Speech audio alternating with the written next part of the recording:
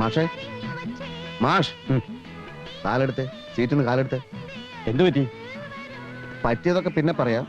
താൻ കാലെടു. മനുഷ്യന്മാരെ ഫാമിലി ആയിട്ട് സിനിമ കാണാൻ സമ്മതിക്കില്ലേ? എന്താ ദിനേശേട്ടാ ഇയാൾ എന്തോട് പറയുന്നത്?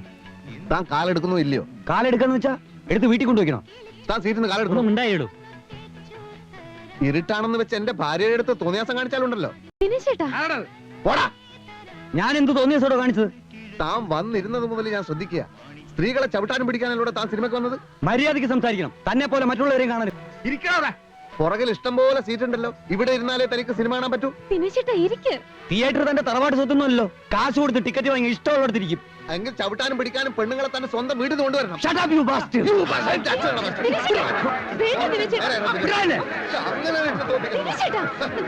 ഇവനെ പോലെയുള്ള സാമൂഹ്യ വിരുദ്ധര് കാരണം ഫാമിലിക്ക് പുറത്തിറങ്ങാൻ വയ്യ. സിനിമ ഉണ്ടത്. വാ, എന്താ ചെയ്യും?